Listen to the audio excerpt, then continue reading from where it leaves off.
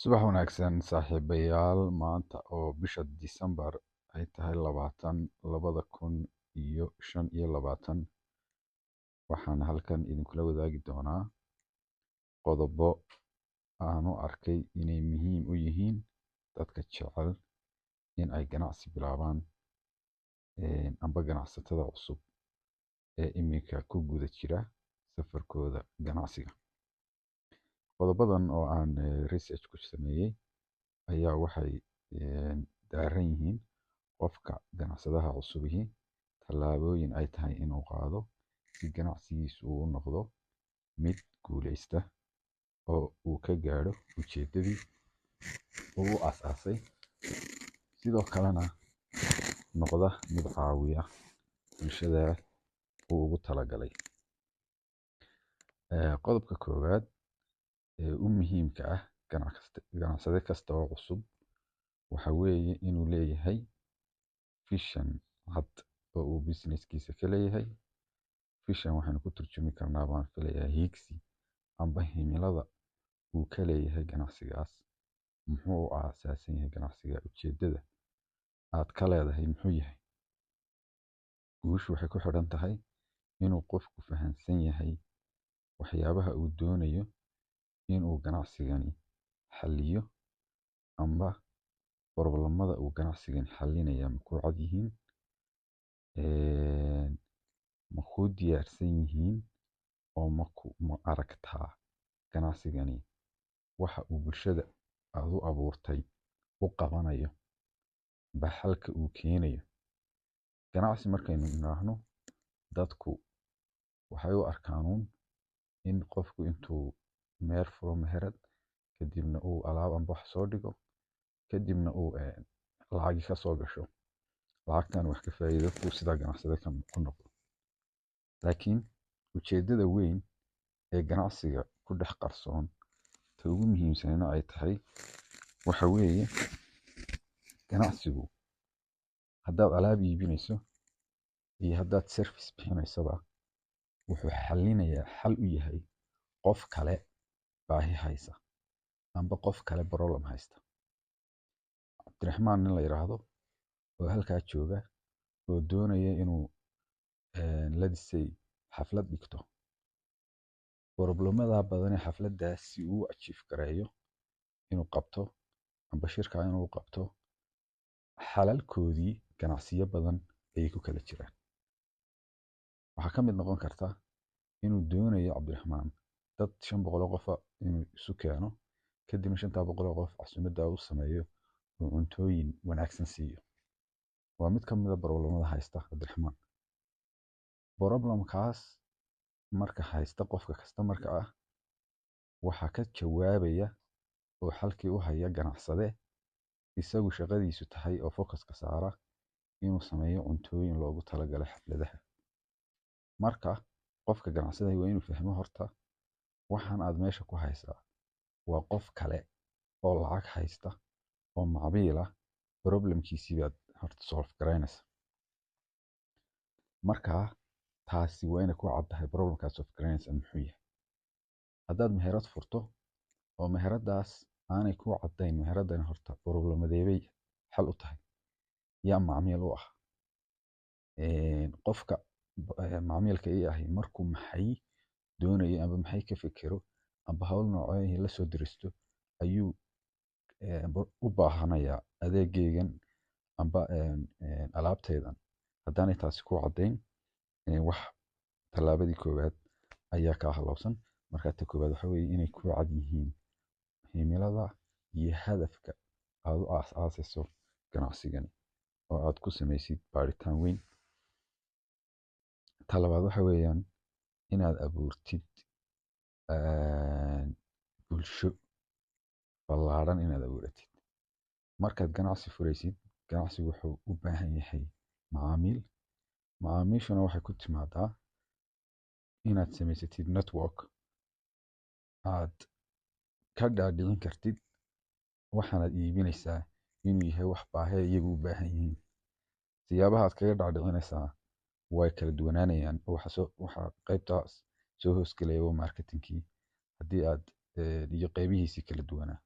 haddii ay social media tahay, hadday tahay in toos dadka aad ugu tagtid oo shakhsi shakhsi iyo albaab aad u qaraacdid, iyo haddii ay tahay siyaabihii kale ee aad ku gaari lahayd oo ay ku xiran tahay ganacsigaagu.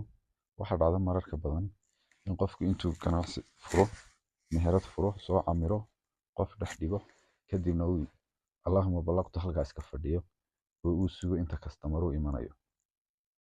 Waa mid ka mid ah waxyaabaha ganacsiyadu ay ku faylgaroobaan amba ay ku burburaan, because ganacsigu competition ayaa lagugula jiraa.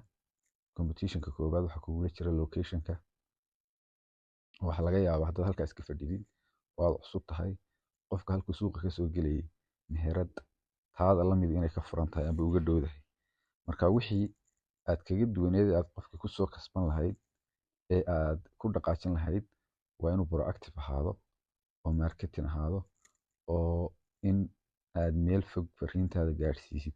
Qofka gurigiisaba isagoo aan kasoo bixin in aad ugu tagtid oo uu qofku intaasoo meheradood intuu soo dhaafo kadib meheradaada yimaado, waa tallaabada ugu muhiimsan ee aad u qaadaysid dhinaca marketingka amba customer acquisitionka, si aad customer u heshid oo aad usoo jiidatid.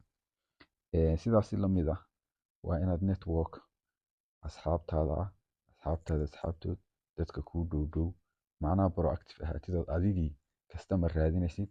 Xabadda customerka ee kuu timaada waa inaad ku dhegan tahay, nambarka ka qortid, si uu u noqdo qofkaasi qof hal mar wax kaa iibsaday maaha, qof mar walba kugu soo noqda oo aad marxabaysiiso. Qodobka saddexaad waxa weeye in aad samaysid delegation. Qofku markuu cusub yahay, ganacsiga ku cusub yahay, waxaa laga yaabaa in uu 100 shaqo isagu isku hayo, maamulkii, xisaabaadkii, logistigii, dhinac walba inuu isagu ordayo. Marka taasina waxay keenaysaa qofku intuu daalo, wixii uu frustration qaado, kadibna culaysku markuu ku bato ay dhici karto inay ku adkaato inuu wixii sii wado. Marka delegationku aad buu muhiim yahay. Dad qualified oo wixii kula qaban karaya inaad shaqada u daadajisid qaybaha culayska adiga kaa dejinaya, si aad adigu waxa uga wanaagsan amba wax uga productivesan u qaban kartid oo aad u fikiri kartid, istaraatiijiyad uga fikiri kartid, oo aad bigger pictureka adigu uga fikiri kartid inaad daadajisid howlaha qaar. Qodobka afraad waxa weeye qof kasta oo ganacsi furta markiisa u horeeya ma guuleysto. Marka in aad marka horeba ku xisaabtantid in waxaanaad wadaa uu fashilmi karo, fashilkaasina aanu ahayn halkii u dambeysay ee uu noqdo waxaad khibrad ka barato. Khibraddaas oo kuu suurta gelisa in aad mustaqbalka sidii hore si ka duwan aad u waajahdid oo aad improvement ka sii qaadid. Haddii productkii koowaad meherad furtay oo laga yaabo meheradda hal waxuun keliya inay shaqeeyaan, waxyaabihii kale oo dhan aad iibinaysana ay shaqeyn waayaan, waa inaad istaraatiijiyad kale keeni kartaa si aad waxaa shaqeynaya focuska u saartid, wixii horena u bedeli kartid keliya oo aanad odhan wixii waa fashilmay. Waqtigaa sidoo kale qayb ka ah inaad waqti yar oo kooban ku go'aan qaadan in ganacsigii iyo wixii aad bilowday ay fashil yihiin, oo ugu yaraan waxaa la yidhahdaa sanad amba 2 sano waa inaad ugu talagashaa ganacsigaaga inta la baranayo ee uu income revenue soo xareynayo. Qodobka saddexaad waxa weeye inaad fahamsan tahay sida hantida loo sameeyo. Alaabba meel waad soo dhigi kartaa intaad qiimeyso, waana la iibsan karaa, laakiin wax intaa ka ballaaran bay u baahan tahay. Xisaabaadkeedii waa inaad fahamsan tahay, revenue-gii, cost-kii, alaabooyinka cost-kii lagaa soo siinayay, kharashaadkii ku baxayay meheradda iyo shaqaalaha iyo waxaasoo dhan waa inay kuu cad yihiin oo ay kuu calculate garaysan yihiin. Shay walba iyo service walba faa'iidada aad ka helaysid waa inaad marka hore aad ku xisaabsan yihiin, sababtoo ah haddii aad indho la'aan u gashid oo aad intaad aragtid meherado noocan oo kale oo dhan furan oo kayuu loogu jiro amba iska fiican, aad wax iskaga dul dhacdid, waxaad dhici doonta hadhow inaad ka niyad jabtid. Waxaa laga yaabaa profit marginku amba faa'iidada waxaan ku jirtaa sida aad ka rajaynaysa adigu inaanay ahayn. Marka hore waa inaad calculation samaysaa, revenue eegtaa, faa'iidada kuu soo baxda in istaraatiijiyad aad ka yeelataa sidii aad dib ugu maalgashan lahayd ganacsiga iyo meelihii aad u qorsheyn lahayd. qodobka lixaad waxa weeye inaad noqotid qof isla bedeli kara xaaladda, la qabsan kara xaalad walba oo soo baxda, oo wax isla bedeli kara. Tiknoolajiyad baa isbedeli karta, marketingka trendiska ayaa isbedelaya, oo waxyaabo cusub baa soo baxaya. Inaad noqon qof laga tegay oo hal meel ku dhegsan, oo hal meel uun ku dhegsan, laakiin environmentiga kugu wareegsan hadday tahay istaraatiijiyadaha wax loo suuq geeyo ee maalin walba soo kordhaya, hadday tahay tiknoolajiyad ganacsigaaga wax ka qayb qaadan karta horumarkiisa, oo haddii aanad dhaqaajin lagaa tegi karo. Waa inaad mar walba dhinacyada eegaysid oo aad adigu visionary tahay oo aad ka qayb qaadatid environmentiga sida degdega ah isu bedelaya. qodobka u dambeeya ugu muhiimsan waa inaad focus ku ahaato customer needska. Customer is the king. Meexa ugu muhiimsan ee aad u adeegaysaa waa customerka ee revenue-ga kasoo xareynaya. Customerka in aad baahidiisa og tahay, in aad waqtiga aad ugu adeegayso ee aad u shaqeynayso koobnaantiisa. Customer convenience-ku waa inuu noqdo waxaad obsessive ku tahay, oo aad mar walba ka fekerayso qofka alaabta iga iibsanaya sidee baan sida ugu dhibta yar, experience-ka ugu wanaagsan, qofkaasoo happy sidee buu iiga tegi karaa. waa inaad ka fekertid.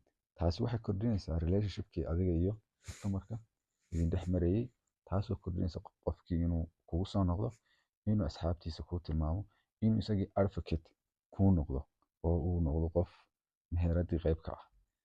Businesskuna wuxuu success noqdaa marka ay advocate u noqdaan macaamiishiisu, oo macaamiil kastaaba marka uu arko qof u baahan wixii aad haysay oo adiga kuu soo tilmaamo yiraahdo qoladaas ama businesskaas si fiican u qabtay u tag. Amba taa opposite-keedu bixinaya waxa odhanaya qoladaa ka carar, qoladaasi waa kula daadegayaan. aad baad u mahadsantihiin. Waxaan rajeynayaa inaad wax ka faa'iideen